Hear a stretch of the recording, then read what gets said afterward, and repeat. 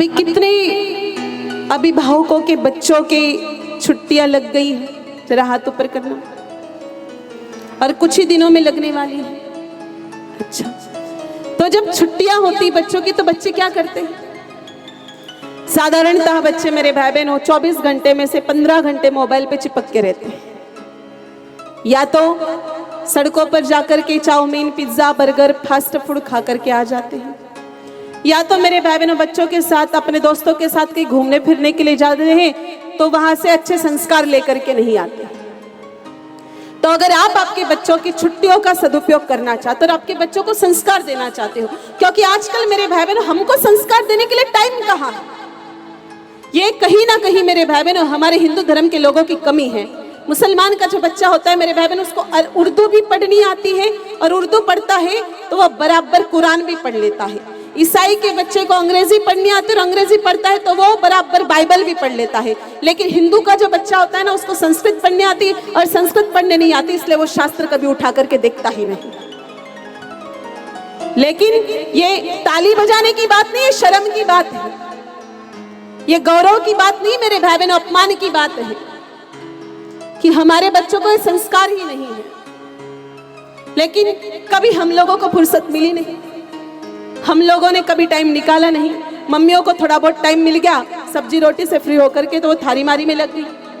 पिताजी को थोड़ा सा टाइम मिला तो वो पंचायतें करने लगे, नरेंद्र मोदी और सोनिया गांधी। घर की तो पंचायतें संभल ही नहीं रही, वहां सांसद की पंचायतें कर रहे हैं। मेरे भाई बहनों, दादा दादी को टाइम है नहीं, दादा दादी को थोड़ा सा टाइम मिलता है, रात के समय चश्मे लगा करके बैठ जाते टीवीओ के सामने 10-10, 11-11 बजे। तो बच्चों को कौन ज्ञान देगा? हमारे बच्चों को तो पता ही नहीं। हम चाहते हैं मेरे भाई बहनों हमारा बच्चा श्रवण कुमार बने, हम चाहते हमारा बच्चा प्रभु श्री राम जी जैसा मर्यादा पुरुषोत्तम बने, हम चाहते भगवान श्री कृष्ण जैसा सर्वगुण संपन्न बने। लेकिन जब तक श्रवण कुमार की बातें उसको नहीं बताएंगे, मातृ पितृ प्रेम के बारे में नहीं बताएंगे, हम नहीं बताएंगे कि श्रवण कुमार ने माता पिता को कावड़ में बिठा के कंधे पे उठा करके अपने माता पिता को भ्रमण करवाया था, तब तक बच्चा कैसे संस्कार प्राप्त कर पाएगा? जब तक हम नहीं बताएंगे कि प्रभु श्री राम जी ने कितनी मर्यादा रखी थी, जब तक रामचरितमानस का पाठ नहीं करवाएंगे तब तक बच्चे को प्रभु श्री राम जी का चरित्र पता नहीं चलेगा। जब तक श्रीमद् भागवत महापुराण गर्ग संहिता का पाठ नहीं कराएंगे, तब तक बच्चे को भगवत गीता नहीं पढ़ाएंगे, तब तक बच्चे को भगवान श्री कृष्ण का चरित्र कैसे पता चलेगा? मेरे भाई बहनों, ये कहीं ना कहीं हमारी कमी चल रही है। 3 साल का मुसलमान का बेटा माथे पे टोपी रख करके मेरे भाई बहनों नमाज पढ़ने के लिए जाता है, मदरसे में पढ़ने के लिए जाता है। ईसाई का बच्चा बराबर संडे टू संडे उसके चर्च में जाकर के बाइबल का ज्ञान लेकर के आता है। लेकिन हिंदू के बच्चे को कुछ भी नहीं पता मेरे भाई बहनों, वो A for apple, B for bird, C for cat और D फॉर डॉग में ही रह गया है। लेकिन हम लोगों को फुर्सत कभी मिली नहीं 5 रुपए की हनुमान चालीसा ला करके, कभी हमने बच्चों को पकड़ा ही नहीं, बेटा ले और रोज शाम को 5 मिनट हनुमान चालीसा का पाठ कर। तो ये संस्कार बच्चों में कैसे आएंगे? मेरे भाई बहनों, पढ़ाई जो हम बच्चों को करवा रहे हैं ये जरूरी नहीं है। हमने ऐसे भी करोड़पति, अरबपति, खरबपति सेट देखे जो बिल्कुल अंगूठा छाप है। पैसा कमाना ही पढ़ाई का उद्देश्य नहीं होता है, पढ़ना जरूरी नहीं है, एक अच्छा इंसान बनना जरूरी है। बच्चा एक अच्छा इंसान ही आगे जाकर के मेरे भाई बहनों एक अच्छे समाज का निर्माण कर सकता है, और एक अच्छा समाज ही आगे जाकर के एक उज्जवल राष्ट्र का निर्माण कर सकता है। शुरुआत एक व्यक्ति से ही होती है। ये जरूरी नहीं है कि पढ़ा लिखा व्यक्ति ही राष्ट्र निर्माण में पूर्ण सहयोग कर सकता है। मेरे भाई बहनों, पढ़ाई तो आतंकवादी भी बहुत करते हैं। ये जितने भी आतंकवादी होते हैं मेरे भाई बहनों, जितने भी ये संगठन है आतंकवादी संगठन, आपको क्या लगता है इनके प्रमुख जो होते हैं वो अनपढ़ अंगूठा छाप लोग होते हैं? ये बड़े बड़े मैकेनिकल इंजीनियर, इलेक्ट्रिकल इंजीनियर, अच्छे पढ़े लिखे ग्रेजुएट लोग होते हैं। लेकिन वो उनके पढ़ाई का उपयोग नहीं करते हुए पढ़ाई का दुरुपयोग करते हैं और पूरे विश्व में विध्वंस फैलाते हैं। तो केवल पढ़ाना ही एक उद्देश्य नहीं है, बच्चों को एक अच्छा इंसान बनाना भी एक उद्देश्य है।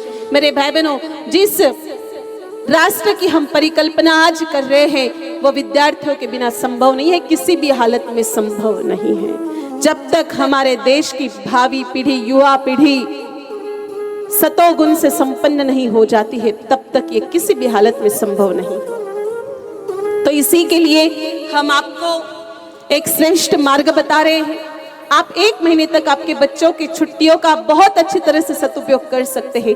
मेरे भाई बहनों, राजस्थान के उदयपुर और चित्तौड़ की सीमा पर एक गुरुकुल है जिसका नाम ही जय गौ माता गुरुकुल है, और वहां पर दिनांक 19 मई से लेकर के 20 जून तक संस्कार शिविर आयोजित हो रहा है। विशेष संस्कार शिविर, आपने देखा होगा कॉन्वेंट स्कूल वाले लोग समर कैंप लगाते हैं, लेकिन संस्कार शिविर बहुत कम आयोजित होता है।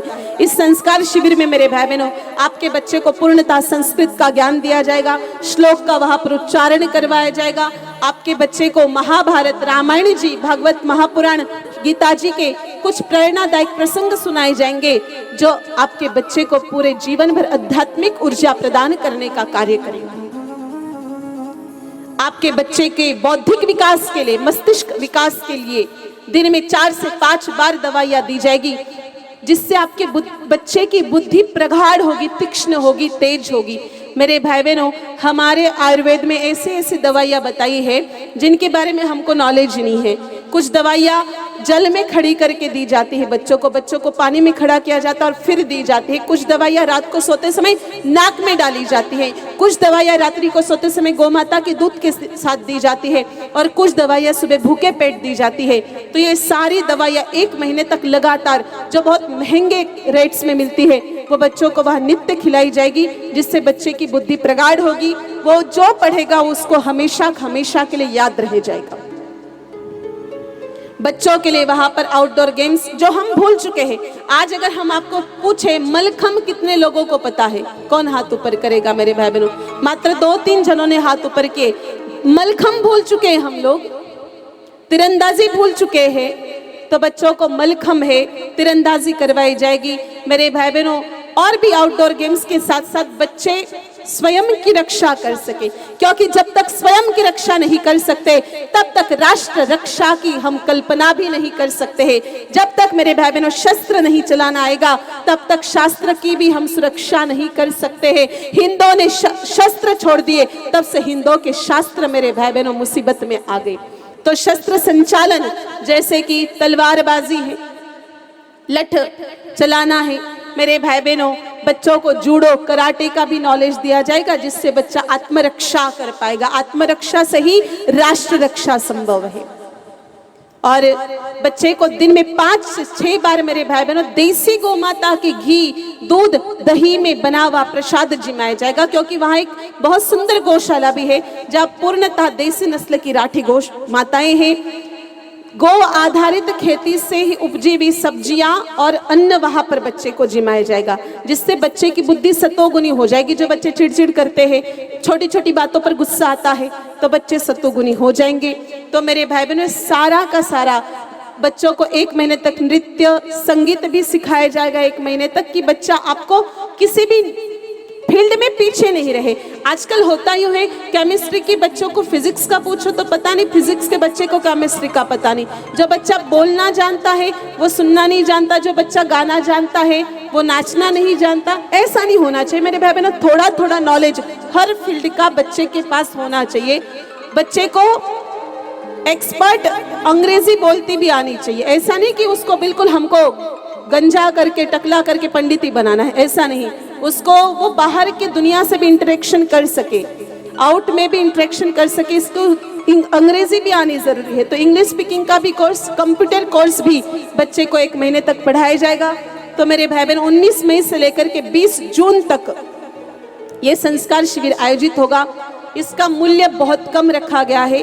यूँ तो काफी मूल्य होता है दवाइयों का और प्रसादी का, और जो फैकल्टीज पूरे देश भर से आ रही है, लेकिन मात्र मेरे भाई बहनों 21,000 रुपए में जो लोग गौ सेवा से जुड़े हुए उनके बालक के लिए, उनके बच्चों के लिए फैसिलिटी रखी गई है।